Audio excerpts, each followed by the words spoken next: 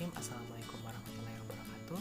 Kami dari kelompok 6 akan mempresentasikan sebuah materi yang berjudul Characteristics of Effective AFL Instructor or Characteristic Instructor AFL yang efektif.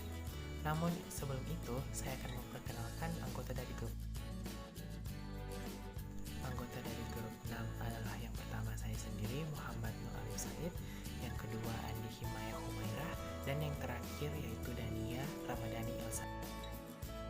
Slide pertama yaitu pendahuluan. Dengan penyebaran globalisasi, pembelajaran bahasa semakin muncul setiap hari sebagai perpindahan dari metode pendidikan tradisional ke metode modern terjadi. Negara-negara berkembang seperti Iran menemukan diri mereka terjebak di antara dua ekstrem ini. Pemerintah Iran di satu sisi mengadvokasi kebijakan konservatif di sebuah bidang administrasinya termasuk Kementerian Pendidikan.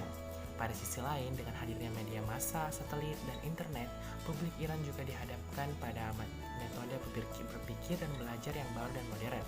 Perbedaan ini dapat terlihat dengan jelas di kurikulum pelajaran bahasa Inggris yang dirancang oleh Kementerian Pendidikan dan kursus bahasa Inggris yang ditawarkan oleh sekolah bahasa swasta di luar jam sekolah.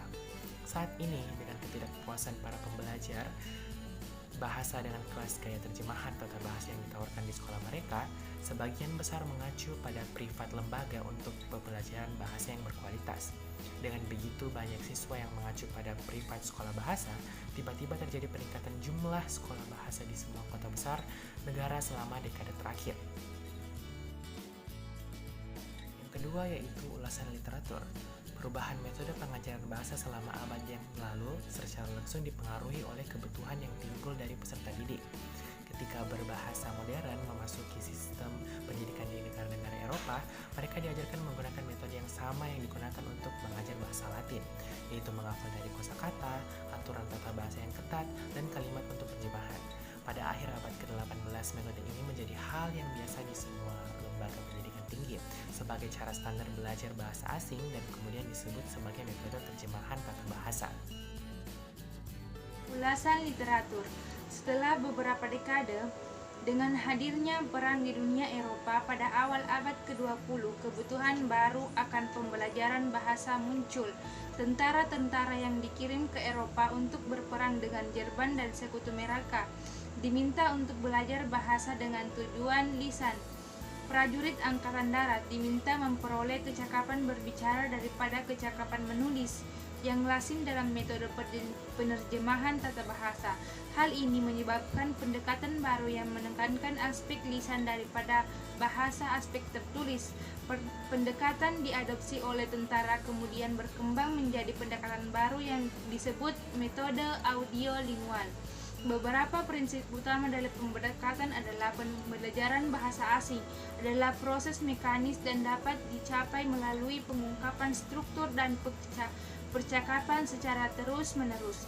Bentuk lisan dari bahasa lebih penting daripada bentuk tertulis. Bahasa ibu siswa dilarang dalam kelas. Tidak ada toleransi kesalahan. Pelajaran berpusat pada guru. Dengan perluasan sarana transportasi dan tren yang berkembang untuk pergi pada liburan musim panas dan musim dingin dan pembelajaran bisnis, ada kebutuhan yang meningkatkan keterampilan dan komunikatif. Kebutuhan pembelajaran bahasa ini menyebabkan linguistik memikirkan pendekatan baru yang dapat memuaskan kebutuhan dan keinginan belajar bahasa.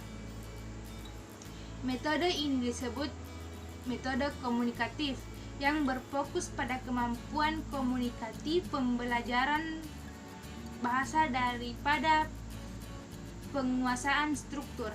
Ada versi yang kuat dan lemah dari pendekatan ini. Versi yang kuat mengusulkan bahwa bahasa diperoleh hanya dengan menggunakannya. Ini menekankan penggunaan bahasa untuk memperoleh kemahiran, sedangkan versi lemah yang telah menjadi lebih mudah diterima menekankan perlunya memberikan kesempatan kepada siswa untuk menggunakan bahasa Inggris untuk tujuan komunikatif. Dengan kata lain, dalam bentuk yang lebih kuat kita menggunakan bahasa Inggris untuk mempelajarinya, sedangkan versi yang lemah kita mempelajari bahasa Inggris untuk menggunakannya. Metode 3.1 Pertanyaan penelitian. Para peneliti memiliki pertanyaan penelitian berikut dalam pikiran. Bagaimana ciri-ciri guru yang efektif menurut siswa? Item apa yang paling diprioritaskan dalam setiap kategori angkat menurut siswa? 3.2 Peserta penelitian ini adalah 42 orang, 3 laki-laki, 9 perempuan. Siswa yang saat ini sedang belajar bahasa Inggris di tingkat mulai dari menengah atas hingga lanjut di sebuah sekolah bahasa terkemuka di Tabriz, Iran. 3.3 Instrumen kuesioner 58 item yang dikembangkan melalui pembicara literatur yang cermat, kriteria sekolah bahasa untuk observasi guru dan pengalaman peneliti sendiri tentang keberhasilan mengajar.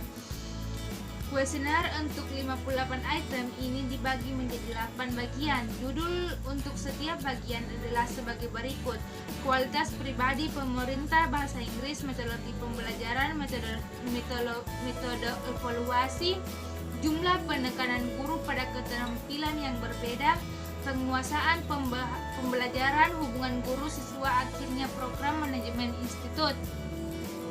Untuk memastikan kejelasan item kuesioner, peneliti menerjemahkan kuesioner ke dalam bahasa Indonesia nasional. Siswa memberikan klarifikasi yang diperlukan mengenai item sebelum dan selama kuesioner diisi. 3.4 Prosedur pembelajaran bahasa diminta untuk menilai setiap item sesuai dengan kepentingannya. Pilihan yang tersedia untuk seleksi adalah sebagai berikut: tidak penting sama sekali, entah bagaimana penting, sangat penting. Siswa juga diminta untuk membandingkan tingkat kepentingan setiap item dibandingkan dengan item yang lain di bawah kategori yang sama dengan menomori setiap item dengan nomor 1 menjadi item yang paling penting di setiap kategori. Bagian penulisan bebas juga disediakan jika siswa perlu memberikan elaborasi pada salah satu item. Untuk mereka perlu merujuk pada kriteria yang disebutkan dalam kuesioner. Setelah kuesioner diisi, persentase setiap item dihitung.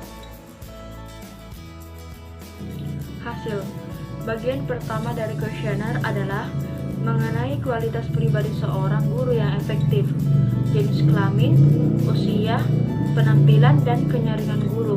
Tidak begitu penting bagi sebagian besar siswa, namun 73,80% siswa berpendapat bahwa guru yang efektif harus tertarik pada pekerjaannya dan harus menunjukkan rasa tanggung jawab terhadapnya. Juga ada konsensus di antara siswa bahwa guru harus aktif dan harus tepat waktu dalam kehadirannya di kelas dan dalam mengembalikan kertas siswa. Yang lebih menarik adalah bahwa sejumlah besar siswa menomori item memiliki minat pada pekerjaannya dan merasa bertanggung jawab untuk mengajar sebagai prioritas pertama mereka dalam hal pentingnya item dibandingkan dengan 9 item lainnya dalam personal kategori kualitas. Kesimpulan, penyelidikan ini menetapkan apa yang mahasiswa rasakan sebagai atribut dosen EFL yang efektif.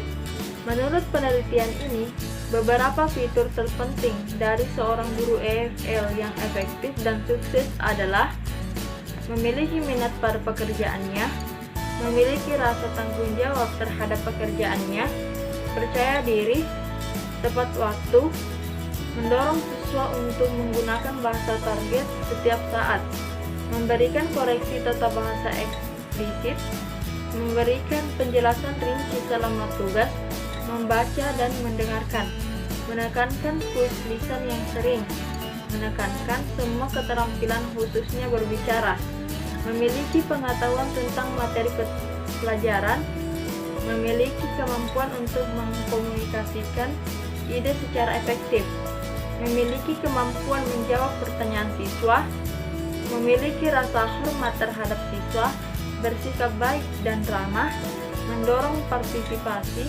menciptakan motivasi pada siswa, membantu meningkatkan rasa percaya diri siswa selama pembelajaran, mempertimbangkan umpan baik siswa tentang kelas, menggunakan waktu kelas dengan bijak. Kesimpulan, guru dan pengelola lembaga telah menetapkan kriteria tertentu untuk mengajar tanpa mempertimbangkan peserta utama kelas, yaitu siswa. Temuan makalah saat ini memiliki implikasi khusus untuk dosen dan guru EFL yang ada dan calon. Guru harus mempertimbangkan kebutuhan dan perspektif siswa ketika mengajar. Metode lama ruang kelas yang berpusat pada guru harus memberi jalan bagi pendekatan baru yang berpusat pada siswa dalam konteks EFL Iran, agar pembelajaran yang berhasil dan efektif dapat berlangsung. Guru harus menyelaraskan kembali pengajaran mereka sesuai dengan ide-ide siswa daripada melakukan apa yang menurut mereka tepat. Konteks EFL Iran menuntut penelitian lebih lanjut dalam hal ini. Para peneliti dapat menyelidiki implikasi jenis kelamin, usia, etnis, kelas sosial terhadap persepsi siswa mengenai proses pengajaran di dalam kelas. Juga penelitian tersebut harus dilakukan pada skala yang lebih luas untuk menghasilkan hasil yang lebih tepat.